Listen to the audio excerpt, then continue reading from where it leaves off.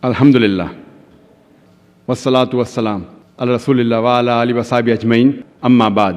A'udhu billahi minash shaitanir rajim. Bismillahir rahmanir rahim. The respected elders and my dear brothers and sisters, I welcome all of you with the Islamic greetings. Assal-mo-alaikum wa rahmatullahi wa barakatuh. May peace, mercy and blessings of Allah subhanahu wa ta'ala, of Almighty God, be on all of you. First, we'll discuss the concept of God in Hinduism. When we ask a common Hindu that how many gods does he believe in, some may say 3, some may say 10, some will say 100, while others will say 33 crores, 330 million. But when we ask a learned Hindu who is well versed with his Hindu scriptures, he will tell you that the Hindus should actually believe and worship only one God. But the common Hindu, he believes in a philosophy known as pantheism. The common Hindu says that everything is God. The tree is God, the sun is God, the moon is God, the human being is God, the snake is God. What we Muslims say is that everything is God's, G-O-D with an apostrophe S. Everything belongs to God. The tree belongs to God, the sun belongs to God, the moon belongs to God, the human being belongs to God, the snake belongs to God. So the major difference between the Hindus and the Muslims is the common Hindu says that everything is God. We Muslims say everything is God's, G-O-D with an apostrophe S. The major difference is the apostrophe S. If we can solve this difference of apostrophe S, the Hindus and the Muslims will be united. How do you do it? As the Quran says, Ta'alaw ila kalimatin sawa'in bayna baynakum. Come to common terms as between us and you. Which is the first term? Allah na'budu illallah. That we worship none but Almighty God. We'll try and understand what is the concept of God according to Hindu scriptures. It's mentioned in the Chandogya Upanishad, chapter number 6, section number 2, verse number 1. Ikkam evidityam.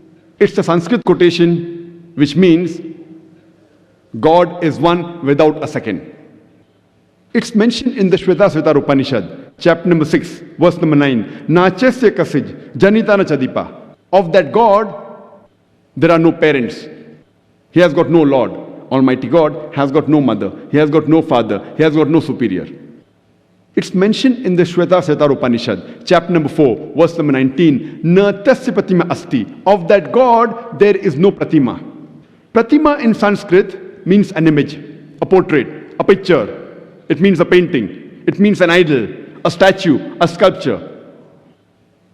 Shvetasvetar Upanishad, chapter number 4, verse number 19 says, Na tasya pratima asti. Of that God, there is no image, there is no picture, there is no painting, there is no portrait, there is no idol, there is no statue, there is no sculpture. And amongst the Hindu scriptures, the most widely read scripture is the Bhagavad Gita. It's mentioned in Bhagavad Gita, chapter number 7, verse number 20. All those whose intelligence has been stolen by material desires, they worship demigods. That means the materialistic people, they worship false gods. They do idol worship. And amongst the Hindu scriptures, the most sacred are the Vedas. There are 4 Vedas: Rig Veda, Yajur Veda, Samveda and Atharva Veda. It's mentioned in Yajur Veda, chapter number 32, verse number 3. Na tasya pratima asti. Of that God, there is no pratima. As I mentioned, pratima in Sanskrit means image, picture, painting, portrait, idol, sculpture, statue. Of that God, there is no image, there is no picture, there is no painting, there is no portrait, there is no idol, there is no statue, there is no sculpture. It's mentioned in Yajurveda, chapter number 40, verse number 8. That Almighty God has got no image and is pure. It's mentioned in Yajurveda, chapter number 40, verse number 9. Andhatmir pavishanti ya asambuti mupaste.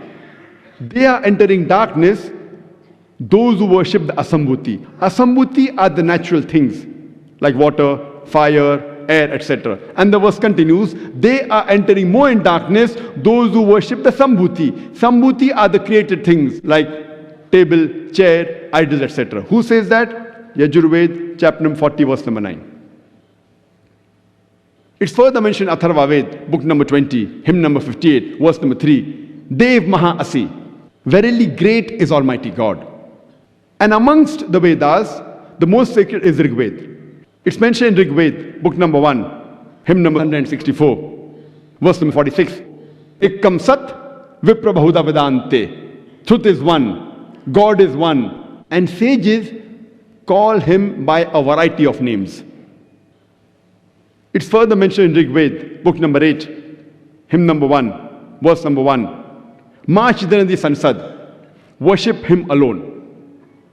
It's mentioned in Rig Ved, book number 6, hymn number 45, verse number 16. Ya ik itmushtihi, means there is only one God. Praise him and worship him alone.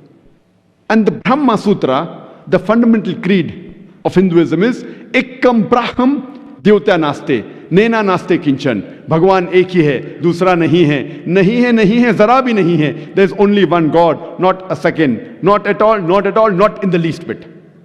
So if you read the Hindu scriptures, you shall understand that Hinduism believes that there is only one God, who has got no images, who has got no idols, and he alone should be worshipped. Let's try and understand the concept of God in Judaism.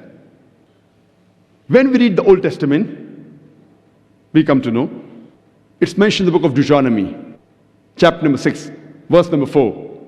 Moses, peace be upon him, says, Shama Israelo, Adnal Hinu Adnai Khad. Hear, O Israel, the Lord, our God, is one Lord.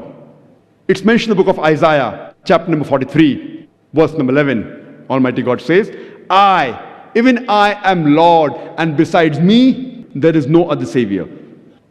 It's mentioned in the book of Isaiah, chapter number 45, verse number 5. I am Lord, and there's none else. There's no God besides me. It's mentioned in the book of Isaiah, chapter number 46, verse number 9. I am God, and there's none else. I am God, and there's none like me. It's further mentioned in the book of Exodus, chapter number 20, verse number 3 to 5. Almighty God says in the Old Testament, Thou shalt have no other God besides me. Thou shalt not make unto thee any graven image of anything, of any likeness in the heaven above, in the earth beneath, and the water beneath the earth. Thou shalt not bow down to them, nor serve them, for I, thy God, thy Lord, is a jealous God. And the same message is again repeated in the book of Deuteronomy, chapter number 5, verse number 7 to 9, where it's mentioned, Thou shalt have none other gods besides me. Thou shalt not make unto thee any graven image of anything, of any likeness in the heaven above, in the earth beneath, and the water beneath the earth. Thou shalt not bow down to them, nor serve them, for I, thy God, thy Lord, is a jealous God. If you read the Old Testament, you shall understand the concept of God in Judaism. That Judaism too believes that there is only one God, and he has got no images, he has got no idols, and he alone should be worshipped. Wa akhiru da'wana alhamdulillahi rabbil alamin.